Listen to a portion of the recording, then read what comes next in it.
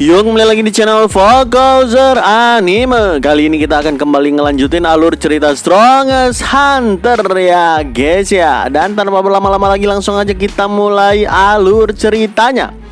Di video sebelumnya, Jin mencincang Myunghon menjadi beberapa bagian di udara yang buat pelayan Kim sangat kaget ngelihatnya. Setelah itu pelayan Kim juga bilang ke Jin, harusnya kan nggak perlu sampai sejauh itu Hunter Jin. Notif pun muncul di hadapan Jin kalau dia udah menghabisi Won Myunghon berlevel 80 dan mendapatkan EXP dalam jumlah yang besar. Nggak berselang lama, Jin, Master Kim, dan sisa bawahan Myunghon keluar dari gate bersama-sama. Mereka pun langsung diwawancarai secara live oleh para wartawan stasiun TV nasional Korea. Penontonnya membludak lebih dari 120.000 karena memang sosok Jin ini merupakan sosok yang cukup viral akhir-akhir ini. Saat Jin diwawancarai apa yang terjadi di dalam gate, dia bilang ada nemat monster di dalam sana karena ini adalah gate variasi. Tiba-tiba mereka terdiam sejenak dan kembali nanya, "Hah? Apa? Kayaknya aku tadi salah dengar dah." Jin kembali bilang kalau gate ini adalah gate variasi dan di dalam sana ada Nemet Monster. Mendengarkan itu lebih jelas membuat wartawan menjadi heboh seketika. Hah? Nemet Monster? Gate variasi? Serius? Saat Jin bilang untuk tenang aja karena Nemet Monsternya udah dihabisi, tentu mereka menjadi heboh gila lagi. Menghabisi Nemet Monster sendirian itu benar-benar gak masuk akal sama sekali. Jin kembali menimpali, sayangnya ada 8 orang yang meninggal di dalam sana, termasuk Myunghon. Si wartawan penasaran gimana Myunghon meninggal. Jin pun langsung menjawab dengan tegas dan belak-belakan. Won Myunghon udah ditangani olehku. Kata-kata Jin itu tentu ngebuat seluruh netizen Korea terkaget-kaget dan heboh gak kepalang lagi. Oke, berdasarkan wawancara Jin ini akhirnya pasukan investigasi pun dikirimkan untuk menyelidiki jejak dan juga fakta di dalam dungeon sana. Apa yang sebenarnya sedang terjadi. Pasukan yang ngelihat langsung mayat Wyvern itu benar-benar geleng-geleng kepala dan bilang, astaga, apa benar dia menghabisi monster ini seorang diri? Ini benar-benar mind blowing bro. Dan sering investigasi skala besar dilakukan, akhirnya semua kejelekan Won Myunghon di masa lalu menjadi terang benderang. Faktanya, sejak Myunghon kehilangan popularitas sebagai selebriti, dia melakukan banyak tindakan kejahatan demi mendapatkan perhatian publik. Gak cuma itu, dia bahkan menyuap orang-orang di pejabat pemerintahan agar mengurangi jumlah kasus kriminal yang melibatkannya. Pada akhirnya, lembaga penegak hukum Korea memastikan kalau Won Myunghon memang bersalah, sedangkan Jin dinyatakan melakukan pembelaan diri. Meski banyak opini publik yang menganggap Jin melakukan pembelaan diri yang berlebihan, tapi begitu dia menyumbang seluruh uang yang didapatkan dari penjualan mayat Wyvern yang dibeli oleh Pangeran Arab senilai 500 juta dolar demi membuat yayasan keluarga korban dungeon sebelumnya, maka mayoritas publik menganggapnya sebagai pahlawan nasional. Jin sedikit menyesal sih sebenarnya karena semuanya disumbang untuk keluarga korban gate variasi. Padahal kalau itu dipakai untuk membahagiakan ibu dan adik-adiknya, apapun bisa dilakukan. Tapi beruntung Jin punya ibu dan adik yang mudah bersyukur dan gak mata duitan. Bagi mereka keselamatan Jin dari dungeon itu udah lebih menjadi kebahagiaan tersendiri. Ngelihat sikap dan ibu adiknya yang menerima Jin apa adanya, dia pun bersiap untuk memberikan mereka surprise tentang pembelian rumah yang dulu pernah menjadi tempat tinggal mereka bersama mendiang ayah mereka. Tapi itu bisa dilakukan di lain waktu menurut Jin. Setelah makan bersama dan membicarakan beli perabotan baru, Jin pun bilang ke ibu dan adiknya kalau dia mau tidur seharian saat dia masih bisa melakukannya sekarang. Yap, tentu karena Jin mau login lagi ke dunia Murim. Gak berselang lama, Jin yang udah login ke Murim langsung bergegas menuju ruang istirahat Fire King. Fire King sedikit kaget karena sebelumnya dia bisa mendeteksi Jin dari jarak 50 kaki. Sekarang cuma 30 kaki. Apa dia udah dapat pencerahan lagi dan bertambah kuat dalam tidur singkatnya tadi? Kata Fire King dalam hatinya kebingungan. Fire King bilang, bukankah aku menyuruhmu untuk datang saat fajar? Kenapa kau malah datang sekarang?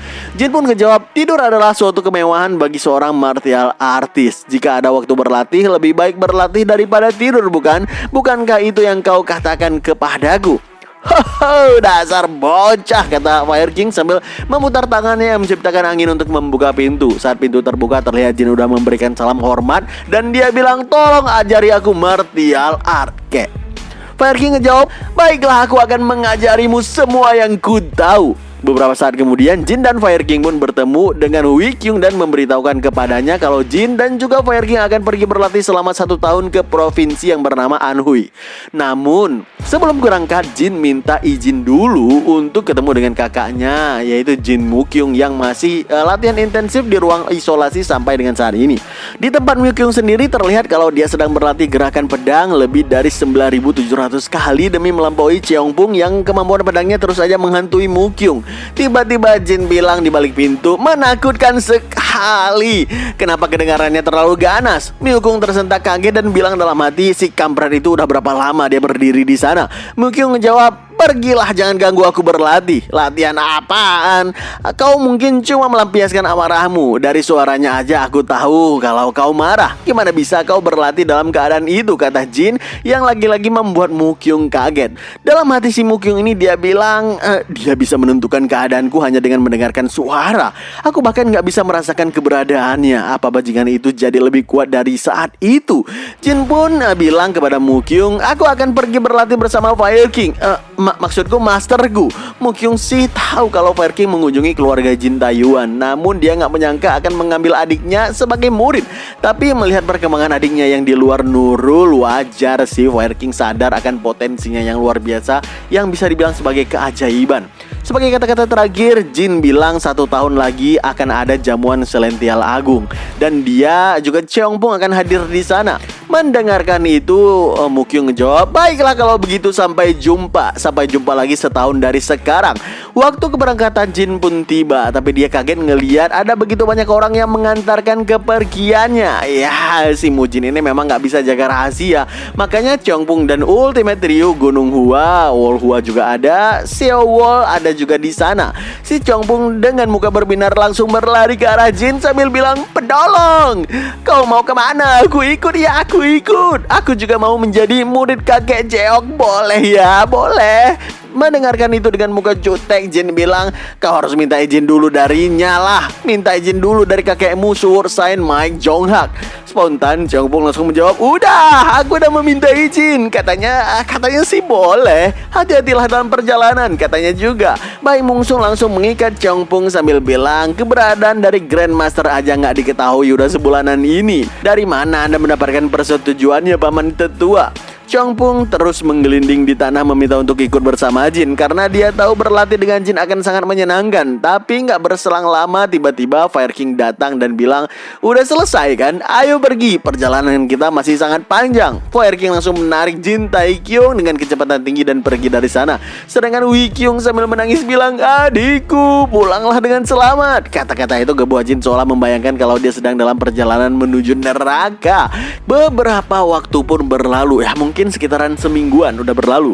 Kita pindah ke ibu kota Loyang. Terlihat di salah satu restoran terjadi perkelahian antara sekte hitam dengan beberapa korban udah koid di sana. Dan dalangnya berasal dari sekte hitam yang bernama Great Eastern Heavenly yang dikomandoi oleh pria bermata satu bernama Hyokgeol. Baru aja dia memperkenalkan diri di restoran tersebut dengan maksud menakut-nakuti para tamu yang lain di sana, dan sok-sokan tiba-tiba salah satu tamu bilang, "Lihatlah orang itu, sekte hitam bodoh." Mereka langsung mengayunkan pedang mereka begitu pendapat mereka berbeda. Salah satu tamu lain pun ngejawab, "Wow, palingan mereka juga akan mati bentar lagi. Kalau gitu apa kita akan makan sekarang?" Kata si tamu yang udah gak sabar mau makan bebek yang udah disiapkan oleh pelayan. Hyokgeol gak terima dia dan sektenya dihina. Dengan penuh amarah dia maju ke arah tamu itu sambil mencoba menebaskan pedangnya. Hyokgeol teriak, "Matilah kak!" Belum habis dia bicara, tiba-tiba sebuah pukulan kilat bahkan sambil makan menghantamkan mulutnya dengan sangat keras sampai dagunya hancur dan gigi bawahnya rontok semua.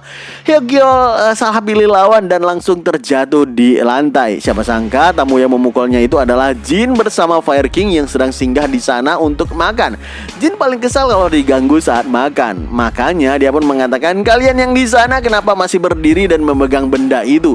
Maju sini cepat, kalau enggak maju maka simpanlah pedang itu dan enyahlah dari sini, merusak pemandangan." Mereka pun mematuhi perintah Jin karena ngelihat ketua mereka aja yang langsung terkapar di lantai hanya dalam satu pukulan dalam sekejap. Para tamu lain ngeliat aksi Jin sangat terkesima dan mereka memberikan tepuk tangan kepada Jin yang membuat dia tertawa lebar seperti Soneo. Yah, tapi siapa sangka saat dia lengah, Fire King udah mengambil kedua paha bebeknya dan memakannya.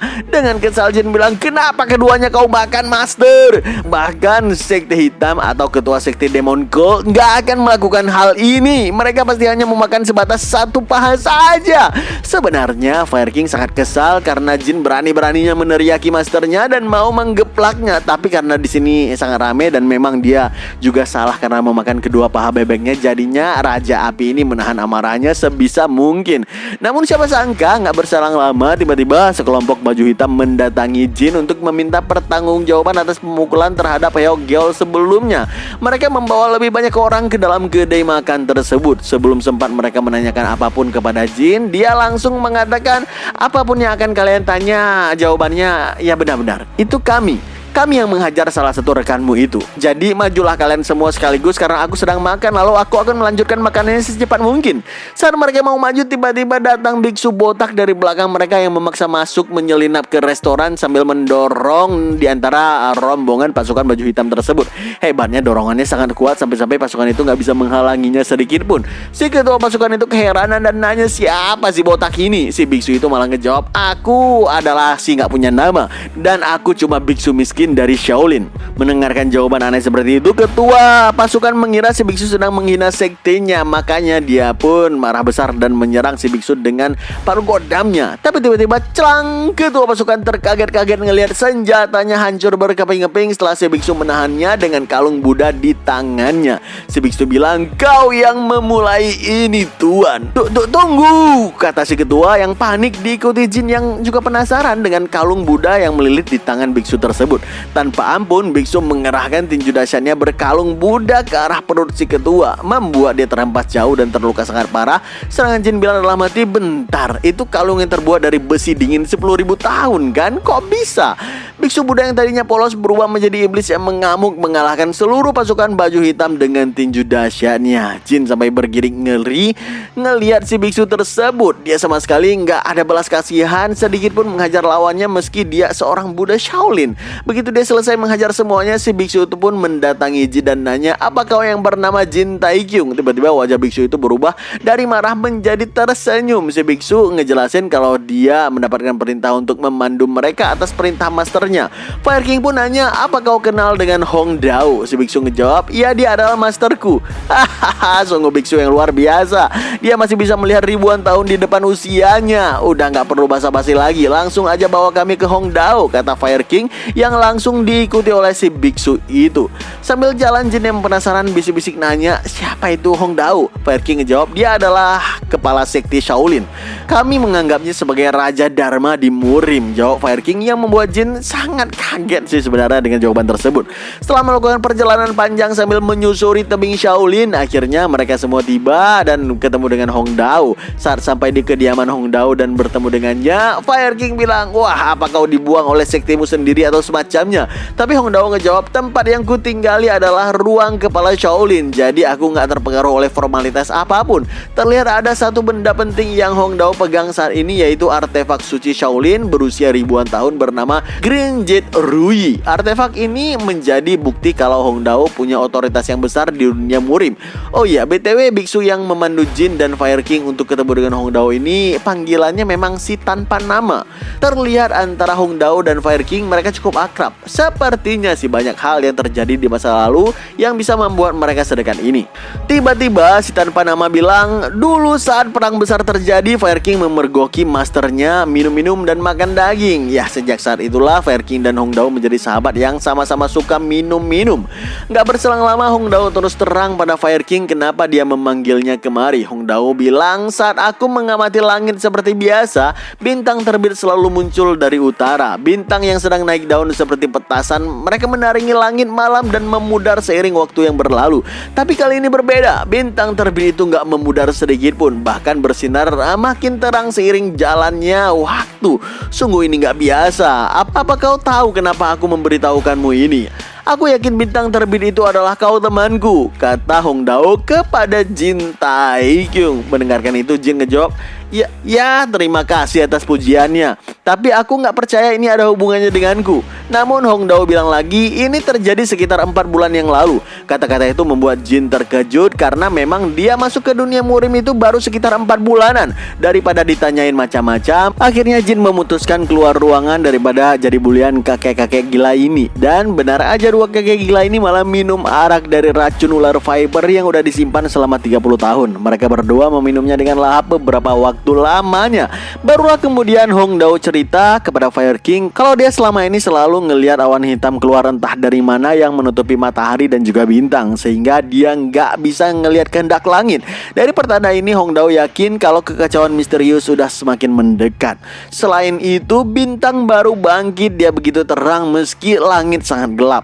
Mendengarkan cerita itu, Fire King pun bilang jangan-jangan ini ada kaitannya dengan Dark Heaven. Tepat sebelum aku meninggalkan Taiyuan, kepala keluarga Jin sempat mengatakan ini kepadaku. Aku sampai terkejut ngelihat bahwa Dark Heaven gak bisa diinterogasi meski aku mencoba menghancurkan batasannya.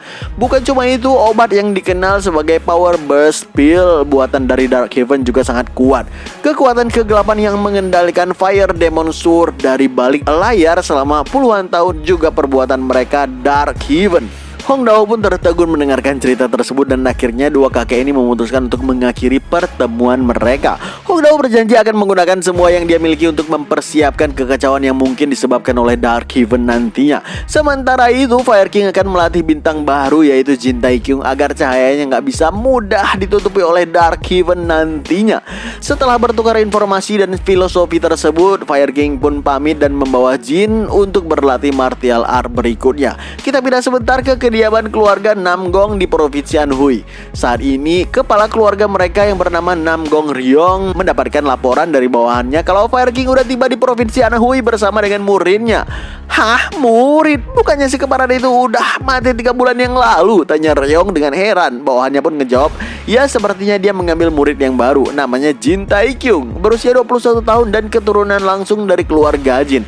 Awalnya Ryong nggak tahu dari mana keluarga Jin itu, tapi setelah bawahannya menjelaskan kalau murid baru itu keturunan langsung Fire Demon Sword dan salah satu dari 10 Phoenix dan Dragon, barulah dia teringat keluarga Jin tersebut. Jujur Ryong heran sih kenapa pula Fire King mengambil murid baru dari keluarga bela diri terpencil. Dia menduga palingan mereka memegang kelemahan Fire King atau orang itu punya bakat martial art yang luar biasa hingga nggak masalah berapapun usianya dan dari keluarga mana dia berasal. Untuk memastikan hal tersebut, Ryong pun meminta bawahannya untuk mengaktifkan semua agen junior demi mencari tahu semua hal tentang murid baru Fire King dalam waktu sebulanan. Sementara itu, Jin dan Fire King baru aja tiba di gerbang masuk Gunung Jihua, provinsi Anhui. Jin yang udah kelelahan dan bosan pada perjalanan panjang, dia mengeluh kepada Fire King agar mengizinkannya sehari aja tinggal di penginapan kaki gunung untuk mandi dan makan enak. Tentu aja Fire King gak mau mengizinkannya. Lalu tiba-tiba Fire King mengaktifkan skill telekinesisnya pada tubuh Jin sambil bilang, aku memang berniat melatihmu seperti anjing dan hanya akan memberikanmu tidur 1 jam setiap harinya. Setelah memeras lemak apapun yang ada di dalam tubuhmu itu, aku akan melatihmu setiap hari tanpa istirahat dengan cara yang gak akan pernah bisa dibayangkan oleh manusia, kata Fire King dengan tatapan intimidasinya sambil menarik paksa tubuh Jin dengan telekinesisnya. Tidak, ini benar-benar penipuan. Aku mau pulang aja, kata Jin yang tersentak kaget karena tubuhnya ditarik paksa mendekati Fire King. Tanpa ragu, Fire King menotok titik akupuntur Jin di sekitaran leher yang ngebuat dia langsung tertidur pulas. Fire King bilang kepada Jin yang tertidur, aku akan membuat pengecualian dan membiarkanmu tidur selama 4 jam kali ini.